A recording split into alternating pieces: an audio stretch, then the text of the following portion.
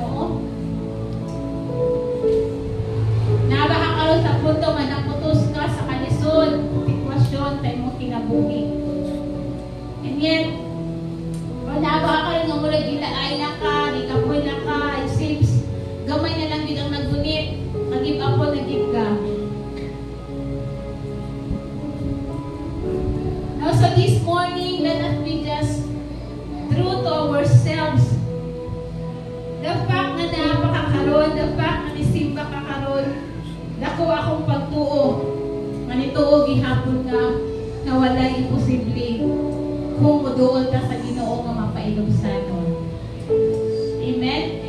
Ito ay unang song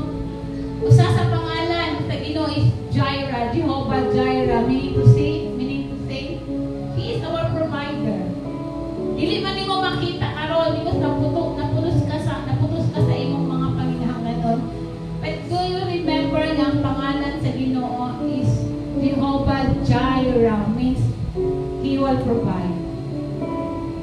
No matter what happens, God will always provide.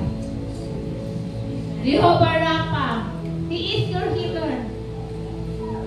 Yes, no matter what is the condition, but the fact and the truth, magpabilin siya na healer. Relasyon, sitwasyon, opinion, tanan. And the third thing ang pangalan sa Kinoy, Jehovah Shammah. He is with you. Bisan na ka sa pinakaubos na sitwasyon sa imong kinabuhi, ayaw pagunahon na nga nag-inusara ka. The name of our God is Jehovah Shammah, meaning to say, na ang Ginoo ubanan kaniya. Amen? Yes, Lord. Amen. So, kung nakabuntagon, once again, atong pasidungan ng Ginoo, let's come to the Lord. Let us create an atmosphere of worship na maghimot ang atmosphere karon na Lord, karon nga adlaw. Gusto ka na mong simbahon because you are our Jehovah Jireh. You are our Jehovah Rapha, Jehovah Shammah. Wala ka na usab. Yun ang pulong sa Ginoo. God is the same yesterday, today, and forever. Ngayon, pagani sa awit ni Don Moen, God is our healer. Yes, hindi man mo mabati sa karon, but don't you remember that the word of the Lord stands forever. He is our great physician. He is our great healer. He will restore everything. And so this morning, unsa man ang kondisyon, sitwasyon sa imong kinabuhi, if you need something, come to God. He is your provider. If you have fear, kung na kay mga kahandog, just call upon the name of the Lord. He is our Jehovah Shammah. He is with you. If you want restoration, may it be spiritual, physical, relasyon, change sa kinabuhi sa imong loved one, He is our Jehovah Jireh, Jehovah Rapha, Jehovah Shammah today. Amen? Amen. So, let us come before the Lord na nakabuntagon. Ang gusto nimo nga ipatas ang imong kamot as a sign as you surrender to the Lord and claiming, God, you are my Jehovah Jireh. You are my Jehovah Rapha. You are just my Jehovah Shammah. Once again, let us sing this song. Uban ang dako nga pagtuo that God provides, God heals, and God is with us. Jehovah Jireh, my provider, you are more than enough for me. Jehovah Rapha, you're my healer. By your stripes I've been set free.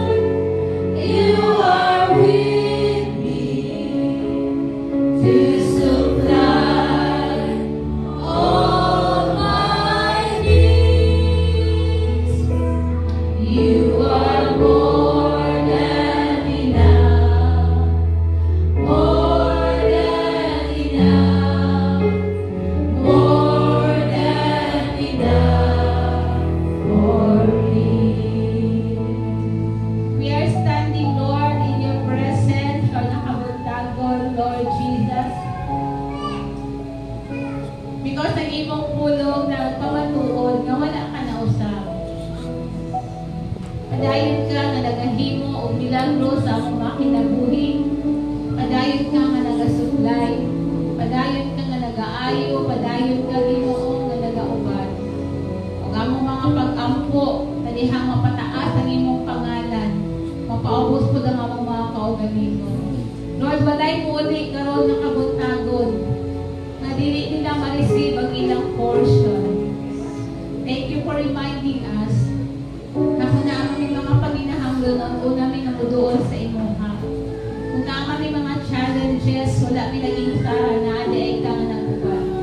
Doon na may mga need, whatever it is, you will always be our provider. Lord, i-bless ang imong pulong, i-anoint ang imong pulong na among pagatunan karon ng kabuntagon. Sa pangalan ni Jesus na among kinogman luluwas. Amen and amen and amen. Praise God. Panginoon ang tanan and from the JIL Valencia chapter, we would like to welcome atong bisita karon si Marjun Unahan. Invita ni Elmer. Ni si Marjun. Ay, Lord, thank you for coming. Salamat kayo. Itong this is just a beginning. Salamat kayo, Marjun. So, dili ta maglaga, let us proceed to the Word of God. And gusto lang ako maghatag og importansya no sa panimbahon nato sa kada Domingo. So, as much as possible, mahatag nato pinaka-the best when it comes to pag-worship. Kaya nga naman, para manggubi sa Ginoo ang pag-worship, maoy usa ka simbolo nga atong gipasalamatan ang Ginoo nga wala nato gilista ng iyang gibuhat sa mga kinabuhi. So, as much as possible, no, nga dili ta malate sa atong praise and worship. Amen ba? Amen. Amen. Amen. So, dunay importante po nga bahin ang panimbahon kada Domingo mao ang pagpaminaw sa pulong sa Ginoo. May pinaagi sa pagpaminaw sa pulong sa Ginoo, mutubo ang imong pagtuo. Ma-review ka, matudluan ka, mapahinumduman ka. Mao na ako mga paghangyo kung naamay nagwali diri ayaw kun mong pagwali sa imong katapan. No, ayaw istoryahi unsay giwali ni pastor. So karon hatagan nato og pag-honor ang pagdisgot sa pulong sa Ginoo. So this morning, gusto na ako nga i-share sa inyo ang usa ka panghitabo dinhi sa 2 Kings chapter 7 verse 3 up to 10. No, kaninga pasahi makita nato ni sa Old Testament. By the way, ang Bible na ay duha ka testament, Old and New Testament. So na isa ka istorya diri ang gusto na akong i-share sa atong tanan nga kung panghinaot nga makahatag ni sa atong lesson. Now, this is 2 Kings chapter 7 verse 3 up to 10. Now, as an overview, kanimang good na chapter diri na istorya ani. And ang istorya ani na ang nahitabo sa gitawag nga sa syudad sa Samaria. Pakiingon, Samaria. Samaria. Okay, na ay nahitabo sa syudad sa Samaria. Ang nahitabo na ay gitawag nga dako nga gutom. Sulod sa syudad na ay dako nga gutom, meaning to say, grabe kalisod. Grabe kalisod ang sitwasyon sa mga tao nga nanagpuyo sa syudad sa Samaria. Ug ang una nila nga ikalisdan kay wala na sila'y pagkaon. No, niabot gid sa punto nga grabe gid kalisod. No, grabe ko pa sa English, great nga famine. Grabe kadako o dako nga kalisdanan sa pagkaon. So, let me just read, no? I hope na maminaw ang kada usa. Ayaw ninilig saya nga mensahe nga ipabot sa Ginoo sa atong tanan. Okay. 2 Kings, magsugod na sa chapter 7, verse 3. Okay. Now, there were 4 men with leprosy at the entrance of the city gate. They said to each other, "Why stay here until we die?" So, di ba ingon ko na ani sa syudad sa Samaria, sa lugar sa Israel. So, ang ilang mga syudad sa una, gikuran manggod na, may gitawag nga mga wall. Unya, dito sa gate na ay upat ka mga sanglahon.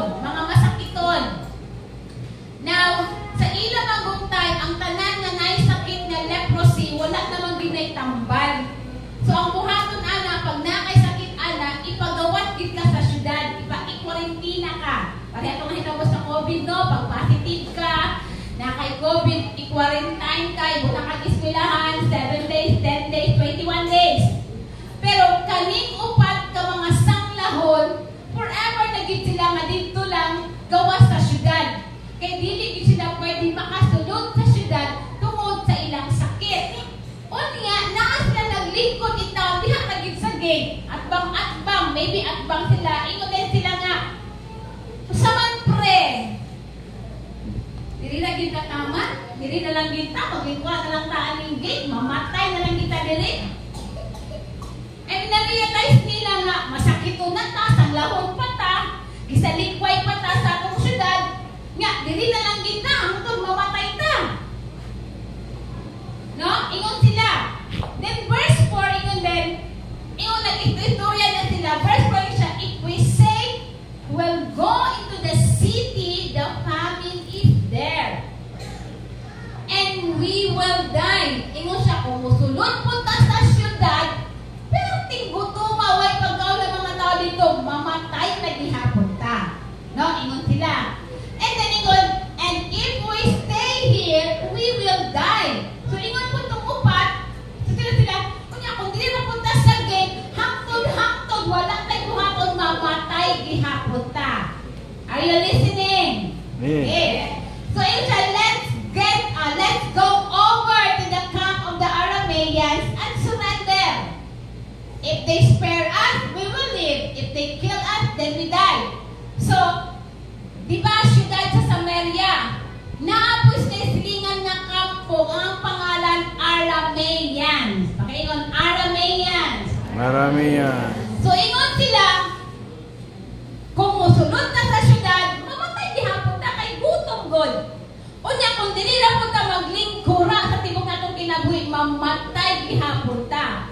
So yun sila, unsa man bro? At tuta sa kampo sa Arameans, musurrender ta kay kontra man nila. Kaaway man ni sa mga taga Samaria. Kay kani mga Arameans dili man ni mga Kristohanon. So ingon siya, mga tuta. Kung ila tang buhion, maayo. Kung ila po tang patyon, di mamatay god. No? Mamatay ingon sila. Okay.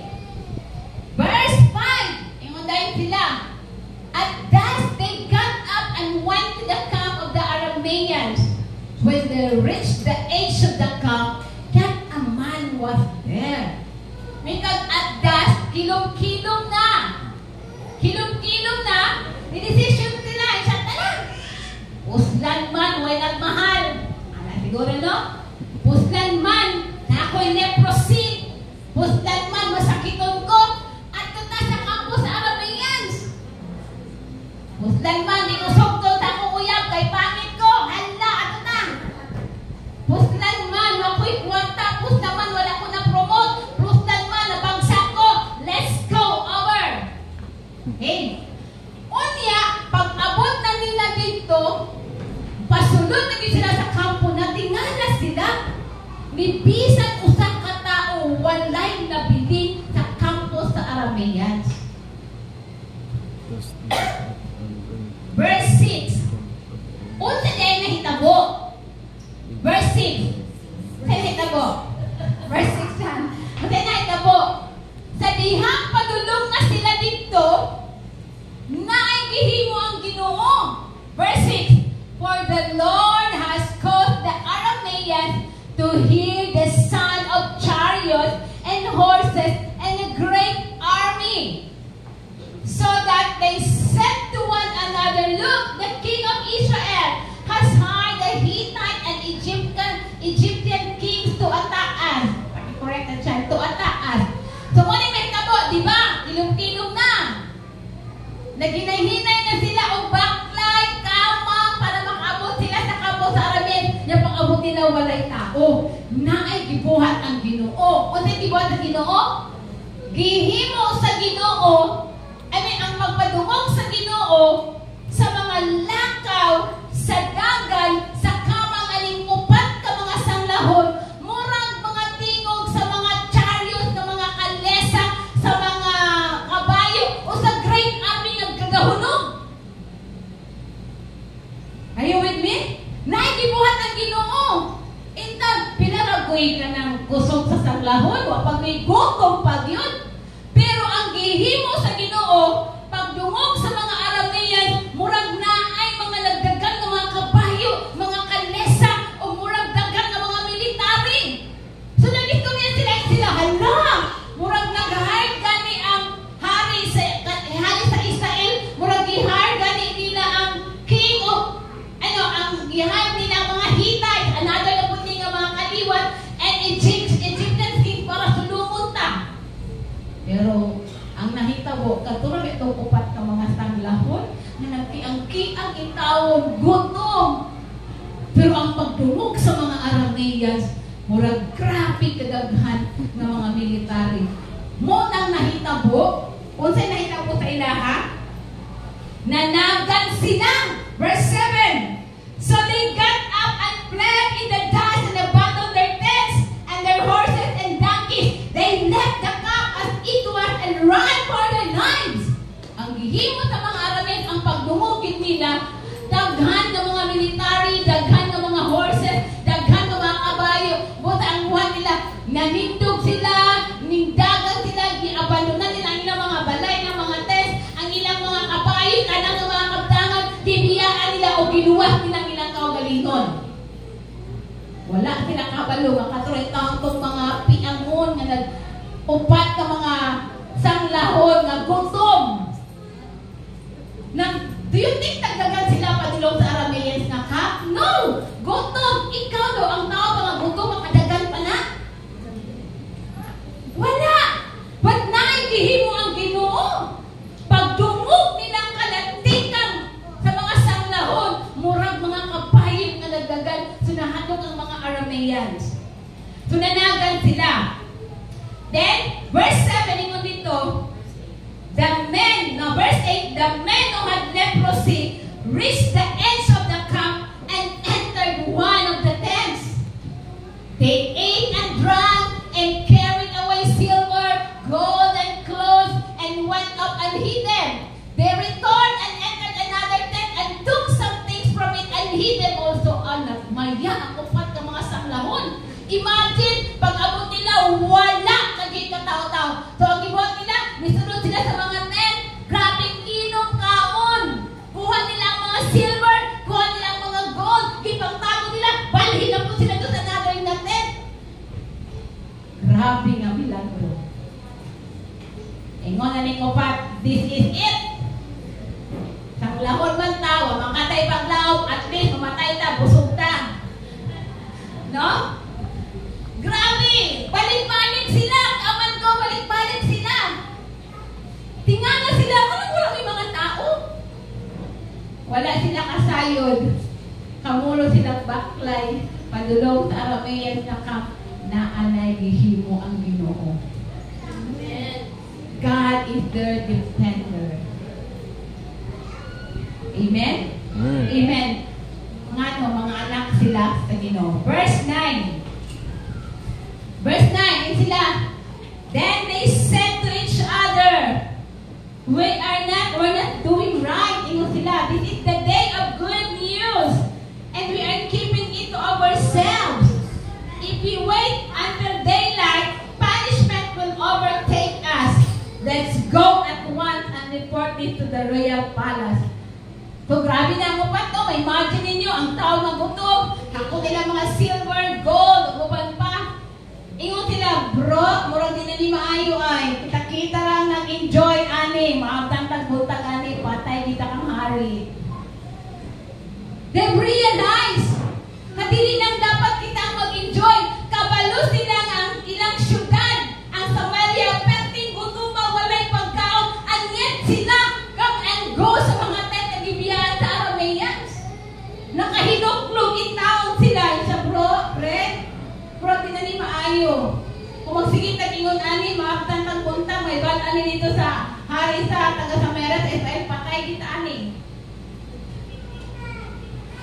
Then verse 10.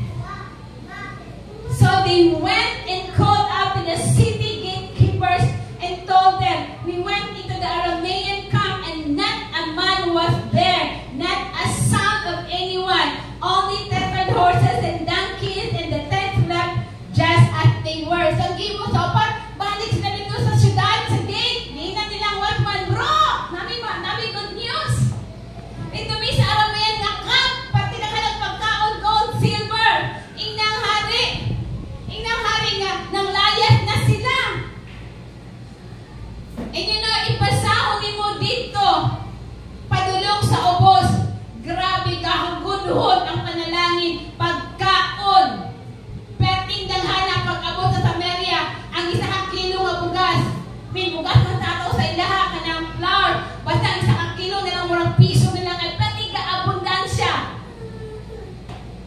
Tungod lang atong upat ka mga saklahon.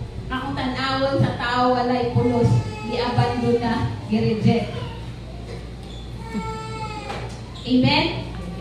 Now, the title of my message this morning is When Miracles Happen.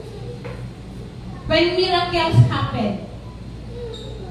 Number one, miracle happens when you step out from your comfort zone. Ang milagro mahitabo lang na sa imong kinabuhi.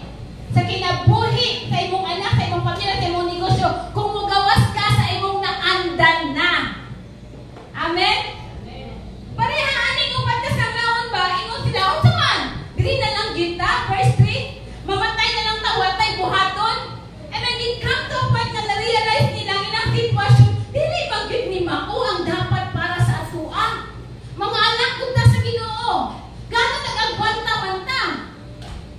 Mahitabo lang ang milagro sa imong kinabuhi. Sa dihang maka-realize ka nga murag dili na ni mao gibinuangan na ta sa kaaway. Ingon ani lang gid ko permission from the overdraft. Ingon ani na imong sitwasyon dili na na mao. Dili na imong tapad, dili na na mao ang imong agian karon. Then realize dapat natin buhaton. Kay ang milagro mahitabo lang na kung mugawas ka sa imong comfort zone, ani naman ginamong kinabuhi pastora, di panganak gyud ni nga wala ni gibinlan o kay katigayunan sa mga ginikanan. Ang mga ginikanan walay klaro, ayaw silang pasula. Pinalabi manggod namin pinalabi sa among pamilya, sa among trabaho pastora, ako manggod ang nanang dili kadagat og increase. Ayaw silang pasula na ang kay dapat buhaton. Amen. Amen. Take a risk. Ingon pa. No, ingon din sa verse 3. Why stay here until we die? Ingon ang upat. Mandiri na lang kita. Now, evaluate imong sitwasyon. Negosyo, eskwela, panarbaho. Do you think di ka lang yung kataman? Pero pray kang milagro. Mahitabo na ang milagro kung mugawas ka sa imong comfort zone ka lang na anda na bitaw nimo. Ana dami ni ingon ani ra gid mo ra pa niyo pasa na ako sa akong mga ginikanan. Mo pa ako mapasa ko mga anak. Dili. Mahitabo ang milagro kung mugawas ka sa imong comfort zone tama aning upat ka mga sanglahon. Yes. Kung imong tanawon wala nay hope ang ilang kinabuhi. Dili na sila maayo kay walay tambal ang sanglahon sa unang panahon. And yet ni barog sila nga dili natay buhaton. Dili lang para sa ilang kagalingon, para sa ilang mga labwas nga halot mamatay na sa gutom dito sa syudad sa Samaria. Nakaibuhaton, dili lang para sa imong kagalingon, para sa imong anak, para sa mga tao nga nakasalalay sa imong anak, ay buhaton. No, dili tama imong selfish, kinala mo gawas ka sa imong comfort zone, na kanang naalab ka nga ingunani na lang ayaw. Naman naging sa verse 4, ino sila, kumato ka sa syudad, mamatay manggihapon ta, kung pabilin na dali sa git, mamatay manggihapon ta, maglakaw ta. We need to say, you have to sit down and ask God, Lord, kung saan mo ginagin mo plano sa akong kinabuhi? Tama na bagin ko din, he? Yes, na-pray kong milagro, pero unsa man ang kubuhaton. Parehani mo pa ito mga sanglahon. The Lord told them, instruct them. Laka mo, even though risko. And sometimes kita para gusto na ito makaangkon ng milagro, kita ay mga panahon mabuti ka grace. Pahala na ka Lord, basta kabalo ko kayo yung direksyon. Akong kinamuhi. Amen ba? Amen. Amen. So miracle happens when you step out from your comfort zone. Number 2. Miracle happens when you walk in your faith. Mahitabo lang ang milagro kung munakaw ka nga daay dako nga pagtuo sa imong kinabuhi. Sama ani mo sa mga upat na sanglahon. No, at the dust, 17:75, at the dust, they got up and went to the camp of Arameans. I mean, dako ang pagtuo, they stand on their faith. Nibalog sila, mulakaw sila nga upat ng pagtuo na naay ilang, naay buhat ng Ginoo sa ilaha, pag-abot dito sa kampo. And God is pleased. Nalipay ang Ginoo sa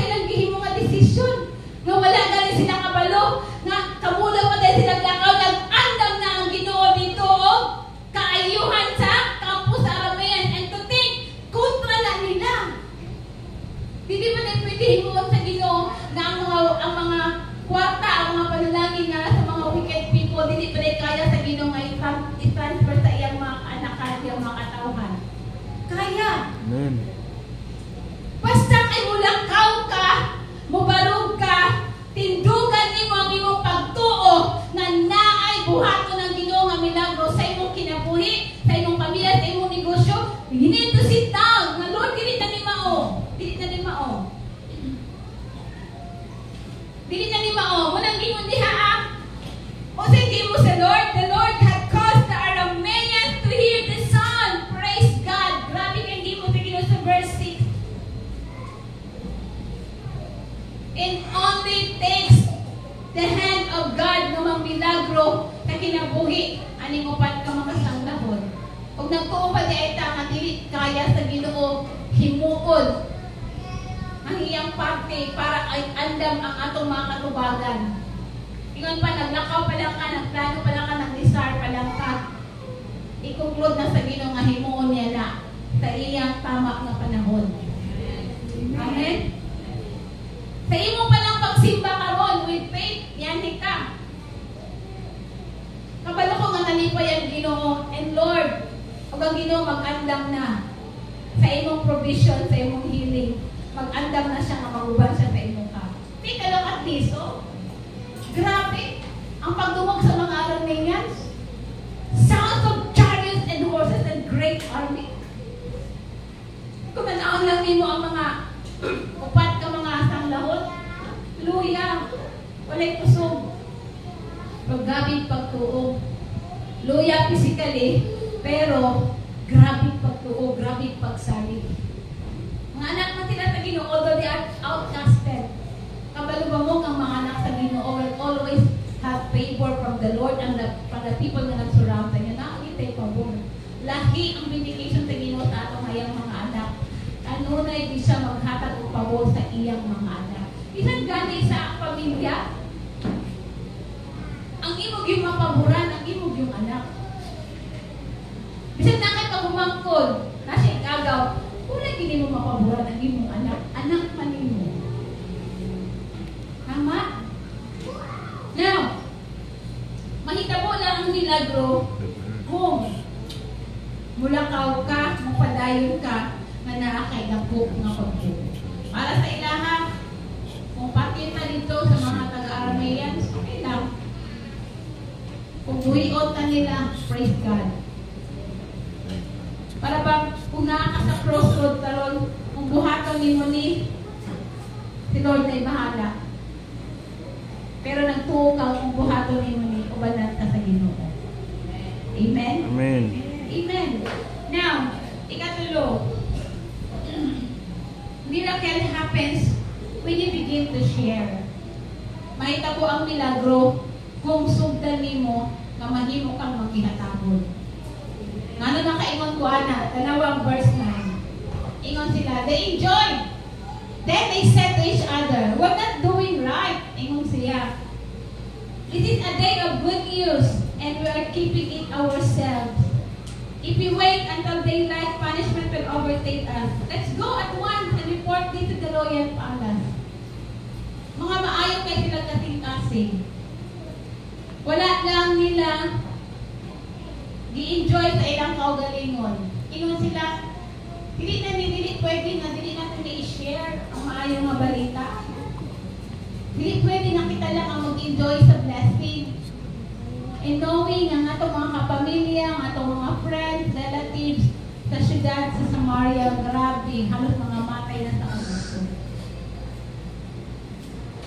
Share the good news. No, mahitabo lamang ang milagro sa imong kinabuhi kung sugdan nimo aron alog mga adlaw, i-share nimo sa kamaayo ang Ginoo sa imong kinabuhi. I-share nimo si Jesus as our Savior. I-share nimo si Jesus as the answer. I-share nimo si Jesus ni unsa kaniyang pag-sustain sa tibuok tuig sa imong kinabuhi. I-share ni unsa ni Jesus pag-abli og mga door of opportunities sa imong kinabuhi. Begin to share. Amen? Begin to share. Ano magkaroon kang concern ngadto sa uban nga tao? No, yun diya ang verse 10. So they went and called out to the city gatekeepers and told them, we went into the Aramean, ilang gitnan. Nagdagan-dagan sila, ilang gitnan. They want to to give the blessing sa ilang mga loved ones na nasulod sa city. Uban pa to, siguro, kami, uban pa siguro to, kung magtanong ka ng kasuko sa syudad, sa mayor o sa banpak, ay outcasted ba yan sila? Uban pa siguro to, di na. Magalit ka, ilang magalit, ang ipapahawa kayo, mga takot ba yan? Pero dili, mayo lang kasing-kasing. Bisan of outcasted sila, gi-reject sila, still na sila yung heart na gusto mong abang sa syudad, sa mga tao na nagutman dito sa sulod sa Samaria. And you know, kinahanglan natong pag-uhod ng atong mga hunang na kasing-kasing. Kasi kung dili ma-break sa ato ang atong pagkadalo, ang dili pagkamangihatagon, lugay maabot ang milagro sa Ginoo. Ang imong huna-huna, ako'y naghago ani. Ang imong huna-huna, dili man sila ang may tabangan kay ipasakitan ko nila, insulto ko nila, i-reject ko nila, pero dis upat ko mga sanglahon, wala na sa ilang mind. Ang naalang sa ilang mind of heart, gusto sila mo share. Gusto sila mo tabang, gusto sila nga maipaambit ang balita sa kaluwasan. Maipaambit ang balita na naipaglaom diha ng Kristo. Maipaambit ang balita na kung madagad ka, mudoon ka sa Ginoo, diligid ka niya, pasagdan ang isa likway. Amen? Amen. Begin to share. Whatever it is. Kinahanglan ma-break ang greediness, ang pagkadalo, nga naman, maunay hinungdan na dili nimo makabot umangko ng milagro. And to think, kung basahon nimo na, basahon nila sa inyong balay, malipay ka. Nga naman, God, ang abundansya ingon pa ang flour. No, grabe, barato nila kay nagbudyag ang tibok syudad. Tungod kay naay upat kasanglahon nga ni Barog og niingon, I would like to share, I would like to give. Naay upat ka mga sanglahon, ang kutanaw nimo, ubod na lang ang kinabuhi sa ilahang pag-stay sa kalibutan, pero ni Barog sila, kung sila gusto ko makatabang, gusto ko buhatag. Amen? Amen. Are you with me? Amen ba? Amen. Amen. So kung ikaw, negosyante ka, yung may tinadawin mo negosyo, sit down, Lord, dili maggilimao. Kasi kung ipadayon ni mo na, mag-agwanta ka, and you are disobeying God, sit down. Kung risk na ay risk ko, take the risk. Amen. Amen. Take the risk. Basta mabuhat lang ni mo ni tulong ka mga butang. Kung natunan na ko ani nga passage. Nga una, ang milagro mahitabo lang kung mugawas ka sa imong comfort zone. Naanda na ni mo mawag na sanay na ka, dili na mao. Ang imong na kahimutangan karon financially dili pa na mao ang gusto sa Ginoo. Maybe naay sayop, naay buslot, so dapat maglingkod tarungon Ginoo, gusto ko na maka-experience og milagro. Amen. Amen. Miracle happens when you walk in your faith. Kinahanglan na kay dako nga pagtuo karon nga panahon. Amen. Na kay pagtuo, Lord, kung ako ba ning buhaton, o ako ba ning i-release? Pag-commune sa Ginoo, kay ang Ginoo dili man siya muhatag na dili ka malipay. And number 3, miracle happens when you begin to share. Give. Ihatag ang para sa Ginoo. I-share kung unsa man ang ikinahanglan ngadto sa uban. Let us be like at upat ka mga sanglahon. Lord, grabe ang willingness ka mo tabang. Nga muhatag. Wala nila giangkon sa ilang kaugalingon kung ipanalanginan sila. But instead, ni-share sila, nitabang sila, ug ang tibuok syudad sa Samaria na luwas sa kagutom. Amen. Amen? Hindi ba ka malipay na usa ka magamiton sa Ginoo nga maluwas nga pamilya? Hindi ba ka malipay nga usa ka magamiton sa Ginoo nga maluwas ang imong loved ones? Hindi ba ka malipay nga usa ka magamiton nga maluwas ang imong silingan? Share. Share. Amen. Amen. Amen. Namatay na learn. Amen. Kung sa inyong nakatunan, kay mubo ra kong wali, mamulit Miracle. Ha? Kasi miracle, kasi miracle. Miracle sa atin. Ang sa daw? Kasi ako na-realize pa. Kulon, kasi nagduwag, taas kaya mong simba, taas ang wali, yung mga tao, magangawali samtan. Karoon, mubol akong wali, pero akong gusto dapat na ako'y masabtan. Naaba? Amen? Naaba mo'y gusto nga, milagro nga, gusto ninyo nga makapot o maangkon. Isa na amo'y buhaton. Kung ang imong negosyo nag-dive-dive, dili na na mao, anak ka sa Ginoo. Sit down. Kung imong trabaho dugay na ka, wala ka na promote, na is something.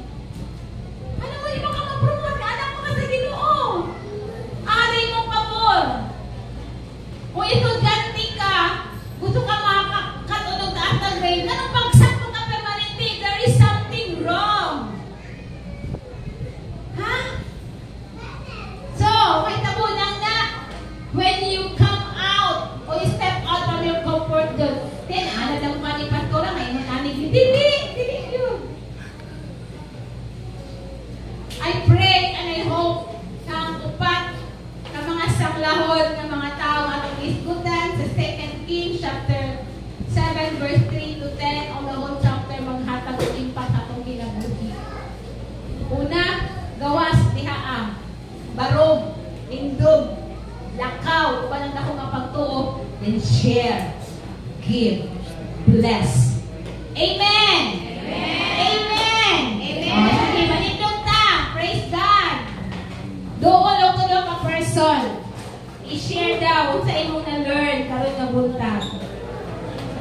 Kulo lang. Para dili palimtan kay mag-exam ta next Sunday. Bawas ang data. Good again.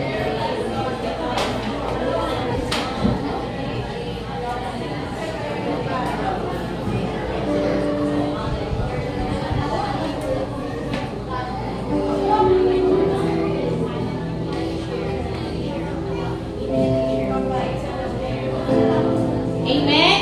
You will learn something. Dapat ay na-learn. Amen. Saan kaya tangulin nung basta sa'yo na ang buwan. Wala nga. Sa'yo na ako basta nung buwan. Diba? Kidding aside. Atong yung pangandoy nga. Ako personally as pastor akong pangandoy nga. Kani nga mensahe kasi kani magod nga passage mga isa na ni kabulan nagbalik-balik o ani. Kaya nang mag-devotional ni pastor, ngayon siya nga, try to look at this passage. Kasi sa among duha, among giningi, inabuhi ba nga, itaw no? Kanigani, kaningupat ng mga sanglahon, hopeless na, pero naigibuhat. Kita ba nga ha? Bantato, negosyante nga bantato, na trabaho. Bantato, na income. Pero kanong lisod? And maybe kanitulong ang mga butang. Ayaw ka kontento. Dili man daw ng mga andoy. Labi na kung mga andoy ka mauban. Ang uban ang tinguha nga, Lord, gusto ko makatabang. Anong pangandoy niyo? Gusto ko makatabang sa simbahan. Gusto ko makatabang sa ministry. Lord, gamit ako nga blessing. And you know, muna ako nakita ni uban ka sa mulahon. Because in their heart, wala lang sila giting ang ilang life para mamatay sa Aramean na camp. But in their mind, nagunaw na silang anak at pamilya sa Samaria, way ikaon. Pwede na akong ihatag akong inabuhi-bunti. Makakuha na akong pagkaon para sa akong pamilya na sa Samaria. You know, amazing kayo ang Lord, di ba? Grabe ang pag-imo sa Ginoo, yun sa Tunia. Nagbaktas lang sila, nagkamang lang sila. Pero pag tumog sa mga taga-Aramean, grabe ginahulos ng mga military. Karon pa lang kung right ang iyong kasing-kasing. Kung sa man ang iyong i-desire, i-prepare na sa Lord in the coming month of October. Amen? Coming na, basta matarong lang ang iyong heart karon. Praise God. Ikaw kayo sa awit na, gamhanan ka, milagroso ka nga Diyos. Pwede ba na itong dahil lang itong ginawa ng bantagon?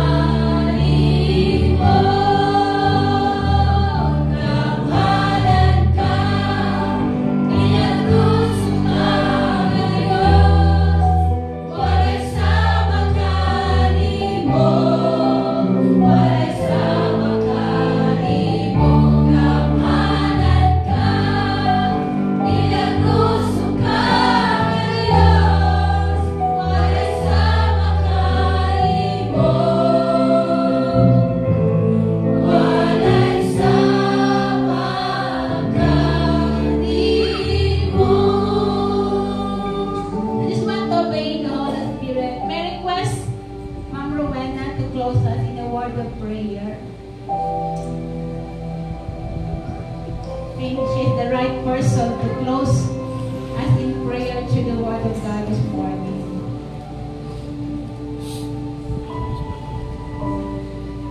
Hallelujah. I am just reminded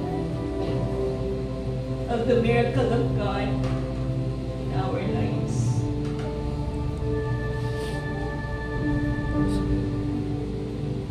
And this church, I believe with all of my heart, na maka-experience ng mga milagro na gikan sa tuwing ng Diyos. Oh, hallelujah. Mga igsoon, as we continue to depend unto the Lord, as we continue to inquire with Him before making anything, I believe God will listen to us. I believe God will hear us. Maminaw ang Diyos kanato as we continue to seek Him, as we continue to believe in His power. Oh God, mga igsoon, let's continue to humble ourselves before the Lord. We are not exempted sa mga pagsulayan ng kinabuhi. Pag namalungo mo sa gusto sa Diyos, He wants to perform miracles in your lives. As I read the book of Chronicles, there are a lot of things. They started well. They started good. They do what is good in the sight of God. But ended up destroyed. Why? Nalimot na silang mag-depend sa Ginoo. Nawala ang ilang pagsaling, nawala ang ilang pag-inquire sa Lord. And so this morning, mga igsoon, let's go back. Ahamangin ka dapat di ay mo depend. Ahamanay dapat ang imong pagsaling. Ang atong pagsaling dapat na alang sa Ginoo. Ayaw sa ligi ang imong kaugalingon. Ayaw sa ligi ang imong capacity. Ayaw sa ligi ang imong talento. Ayaw sa ligi ang imong negosyo. Ayaw sa ligi ang imong sa mga kamtangay nga naghatag sa imong income karon. Sa liga nato ang buhi nga Dios. Sa ligi siya. Confess it, Lord. I trust you. I trust you. Declare it exalt sa imong Papa. Lord, ang akong pagsaling yan lamang ganito. Sa liga ng outlaws. Oh, Jesus! Hallelujah! Oh, Lord! Hallelujah! Hallelujah! Oh, God, it is good to be reminded that we are serving a miracle-working God. A God who never fails. A God who is always true to His word. Ang Diyos na kanunay na pinag-alon sa iyong apulo. Oh God! Ang pinaglarangan ng amutagon. Wala pilaling saligan. Wala pilaling itungkoy sa among kinabuhi. Kundi ikaw lamang, Ginoong Diyos. Ikaw lamang, Jesus. At kahit ito sa Diyos na kalbarong araw para sa namo. Oh, hallelujah. Hallelujah. Lord, ginagawa-contain kung saan mo ginahimo sa amang kinabuhi. But, oh God, all the glory, all the praises and the honor belongs to you. You alone deserve it, Lord. As we experience sa amang pamilya, how you've sustained us, the more we na may mga humble, Lord God. Kaya sana, Lord, imong improve that you are still alive, you are alive, you are doing great and mighty things sa mga kinabuhi. Lord, iagi man yung bagyo year 2021. But still, imong ipakita sa amo, Lord, ang binago. Mga igsoon, kimakita na ako ang husband na ba siya? Si Roger. Nasa sa likod. I just want to give God the praise and the glory this morning. Many times, wala gigulain nga ma-deklarado nga kaayo sa Ginoo sa among kinabuhi.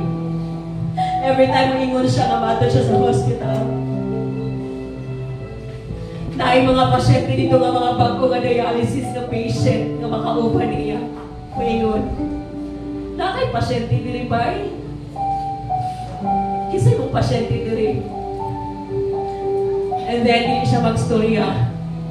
He will just get his gown, o iyang suotan ang gown, declaring, ako ang patient. Ako ang pasyente. But because of God's miracle and grace and mercy, hindi na ito siya mailhan. Kaya nga na siya.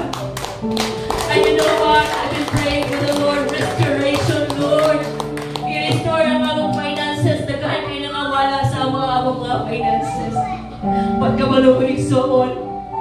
Sa dihang nagpadayon ko nga nagalaga sa Ginoo, naging faithful ko sa akong tithe, sa akong offering, sa pagbuhat sa buluhaton sa Ginoo. Wala yun nagkulang ang Lord.